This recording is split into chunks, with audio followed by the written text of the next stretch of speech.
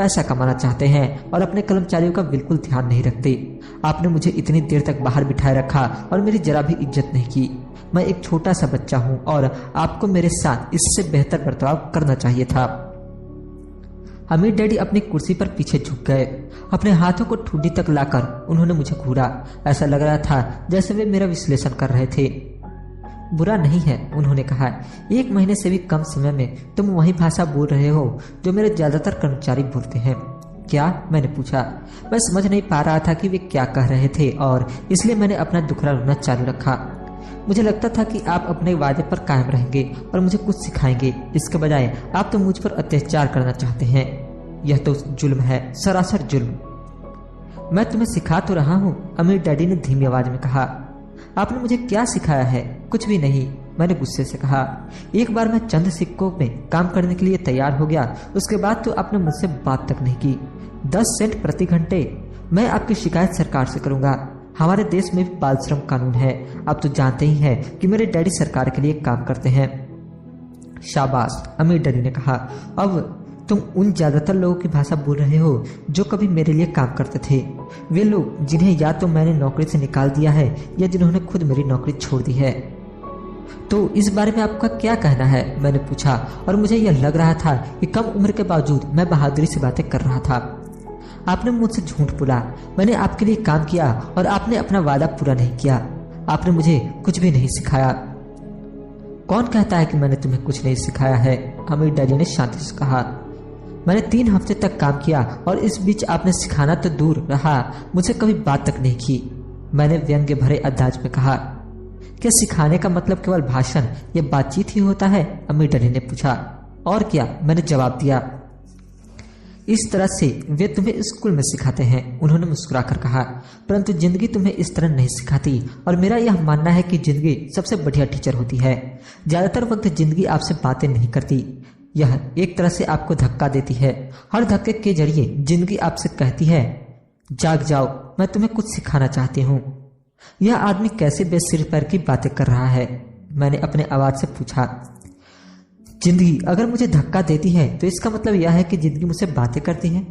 अब मैं जान चुका था कि मुझे यह काम तत्काल छोड़ देना चाहिए। मैं किसी ऐसे आदमी से बातें कर रहा था जो पागल था और जिसे ताल में बंद रखने की जरूरत थी। अगर तुम जिंदगी का सबक सीखते हो तो इससे तुम्हें बहुत फायदा होगा। अगर तुम ऐसा नहीं करते हो तो जिंदगी तुम्हें लगातार धक्के देती रहेगी। लोग 2 चीजें करते हैं। कुछ लोग जिंदगी के धक्कों को सहन करते चले जाते हैं, बाकी लोग गुस्सा हो जाते हैं और जिंदगी को धक्का दे देते हैं। परंतु वे धक्का देते हैं अपने बॉस को, अपने काम को, अपनी पत्नी या पति को। वे यह नहीं जानते कि जिंदगी उन्हें धक्का दे रही है। मैं नहीं जानता था कि वे किस बारे में बात कर रहे थे। जिंदगी हम सबको धक्के मारती है। कुछ लोग हार मान लेते हैं, बाकी के लोग लड़ते हैं। कुछ लोग सबक सीख लेते हैं और आगे बढ़ जाते हैं। वे जिंदगी के धक्कों का स्वागत करते हैं। इन गिने चुने लोगों के लिए इसका यह मतलब होता है कि उन्हें कुछ नया सीखना चाहिए। वे सीखते हैं और आगे बढ़ते जाते हैं। ज्यादातर लोग छोड़ देते हैं और कुछ लोग दूसरी तरह से लड़ते भी हैं। अमीर डैडी खड़ी हो गए और उन्होंने टूटी फूटी खिड़कियों को बंद कर दिया। अगर तुम यह सबक सीख लेते हो तो तुम एक समझदार, अमीर और सुखी युवक बन सकते हो। अगर तुम यह नहीं सीखते हो तो तुम जिंदगी भर अपनी समस्याओं के लिए अपनी नौकरी, कम तनख्वाह या अपने बॉस को कोसते रहेंगे। तुम हमेशा ऐसे बड़े मौके की उम्मीद करते रहोगे जो आए और तुम्हारी आर्थिक समस्याओं को सुलझा दे। अमीर डैडी ने मेरी तरफ देखा कि क्या मैं अब भी उनकी बातें सुन रहा हूँ। उनकी आंखें मेरी आंखों से मिली। हम एक दूसरे की तरफ देखते रहे और हमारी आंखों के बीच संप्रेषण की धाराएं बहने लगी। आखिर जब मैं उनके संदेश का मतलब समझ गया तो मैंने अपनी नजरें झुका ली। मैं जान गया था कि वे सही थे। मैं उन्हें दोषी ठहरा रहा था, जबकि सीखने की जिद मेरी ही थी। मैं फालतू में ही लड़ रहा था। अमीर डैडी ने आगे कहा, अगर आप इस तरह के आदमी हैं जिसमें हिम्मत नहीं है तो आप जिंदगी के हर थपेरे के सामने हार मान जाते हैं। अगर आप इस किस्म के आदमी हैं तो आप जिंदगी भर सुरक्षित खेल खेलते रहेंगे, सही चीजें करते रहेंगे और किसी ऐसे वक्त का इंतजार करेंगे जो आने वाला नहीं है, और फिर आप एक बोरिंग बुढ़े की तरह मर जाएंगे। आपके बहुत से दोस्त होंगे जो आपकी सिर्फ इसलिए तारीफ करेंगे क्योंकि आप एक मेहनती और भले आदमी थे। आपने अपनी जिंदगी सुरक्षित खेल खेलने और सही चीजें करने में गुजार दी, परंतु सच बात तो यह है कि आपने जिंदगी के थपेरों के सामने घुटने टेक दिए। आप खतरा मोल लेने की कल्पना तक से डरते थे। हकीकत में तो आप जीतना चाहते थे, परंतु आपके लिए हारने का डर जीतने के रोमांच से ज्यादा ताकतवर साबित हुआ। अंदर से आप और आप, केवल आप जान पाएंगे कि आपने कभी जीतने की कोशिश नहीं की। आपने सुरक्षित खेल खेलने का विकल्प चुना। हमारी नजरें एक बार फिर मिली। 10 सेकंड तक हम एक दूसरे की तरफ देखते रहे और एक बार फिर मैंने तभी नजरें हटाई जब मैं उनकी बात का मतलब समझ गया। आप मुझे धक्का दे रहे थे? मैंने पूछा। कुछ लोग ऐसा कह सकते हैं, अमीर डैडी मुस्कुराए। मैं तो यही कहूंगा कि मैं तुम्हें जिंदगी का स्वाद चखा रहा था। कैसा स्वाद? मैंने पूछा। मैं अब भी गुस्सा था, परंतु अब मेरी जिज्ञासा भी जाग गई थी। अब मैं सीखने के लिए भी तैयार था। तुम दोनों ऐसे पहले लोग हो जिन्होंने मुझसे पैसा बनाने की कला सीखने का आग्रह किया। मेरे पास 150 से भी ज्यादा कर्मचारी हैं, पर उनमें से एक ने भी मुझसे पैसा कमाने की कला के बारे में कभी नहीं पूछा। वे मुझसे नौकरी मांगते हैं, तनख्वाह मांगते हैं, परंतु पैसा बनाने की कला नहीं सीखना चाहते। तो ज्यादातर लोग इस तरह अपनी जिंदगी के सबसे बेहतरीन साल पैसे के लिए काम करने में बर्बाद कर देंगे और आखिर तक यह कभी समझ नहीं पाएंगे कि दरअसल वे किसके लिए काम कर रहे हैं। मैं पूरा ध्यान लगाकर उनकी बात सुनता रहा।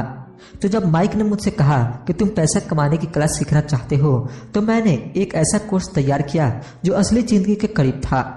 मैं बोलते बोलते थक जाता, परंतु तुम कभी मेरी बात का मतलब नहीं समझ पाते। इसलिए मैंने यह फैसला किया कि तुम्हें जिंदगी के थपेड़ों का स्वाद चखा दिया जाए, ताकि तुम मेरी बात सुन भी सको और समझ भी सको। इसी कारण मैंने तुम्हें 1 घंटे के 10 सेंट दिए थे।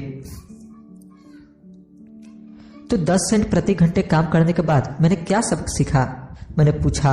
यही कि आप घटिया हैं और अपने कर्मचारियों का शोषण करते हैं। अमीर डैडी अपनी कुर्सी पर पीछे की तरफ झुकते हुए जोर से हंसने लगे। जब उनकी हंसी बंद हुई तो उन्होंने कहा, अच्छा होगा अगर तुम अपना सोचने का नजरिया बदल लो। मुझे समस्या मत मानो, मुझे दोष देना छोड़ दो। अगर तुम सोचते हो कि तुम्हारी समस्या मैं हूं, तो तुम्हें मुझे बदलना होगा। इसके बजाय अगर तुम्हें यह लगता है कि तुम्हारी समस्या तुम खुद हो, तो तुम खुद को बदल सकते हो, सीख सकते हो और ज्यादा समझदार बन सकते हो। ज्यादातर लोग चाहते हैं कि दुनिया का हर आदमी बदल जाए, बस हम खुद को ही नहीं बदले। मैं तुम्हें यह बता दूं कि किसी दूसरे को बदलने से ज्यादा आसान है यह है कि हम खुद को बदल लें। मैं आपकी बात ठीक से नहीं समझ पाया, मैंने कहा। अपनी समस्याओं के लिए मुझे दोष देना छोड़ दो, अमीर डैडी ने अधीरता से कहा। पर आपने मुझे सिर्फ 10 सेंट का ही वेतन दिया, तो तुमने क्या सीखा? यही कि आप घटिया हैं। अच्छा, तो तुम यह सोचते हो कि मैं समस्या हूं? वो तो आप हैं ही। खैर, इसी तरह का सोचते रहो और तुम जिंदगी भर कुछ नहीं सीख पाओगे। अगर तुम्हारा नजरिया यही है कि मैं समस्या हूं, तो तुम्हारे पास क्या विकल्प रह जाते हैं? अगर आप मेरी तनख्वाह नहीं बढ़ाते या मुझसे ज्यादा इज्जत नहीं देते, तो मैं काम छोड़कर चला जाऊंगा।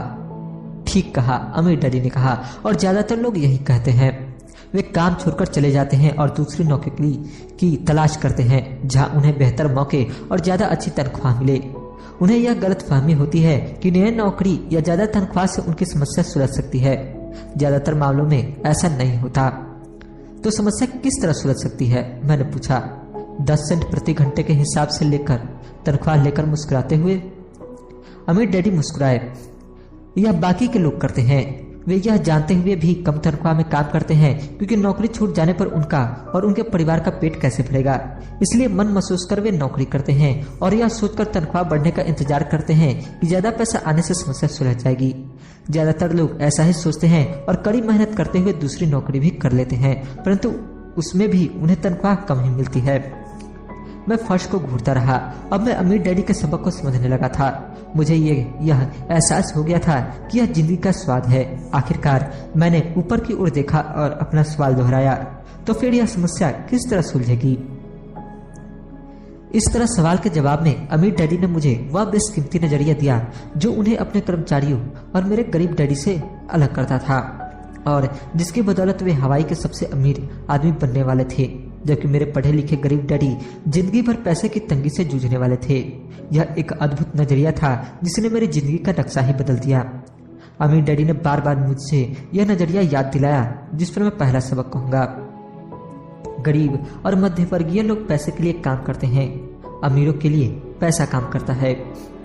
मेरे गरीब डैडी ने जो शिक्षा मुझे दी थी, शनिवार की उस खुशनुमा सुबह मैं उससे बिल्कुल अलग नजरिया सीख रहा था। 9 साल की उम्र में मैं यह समझ गया था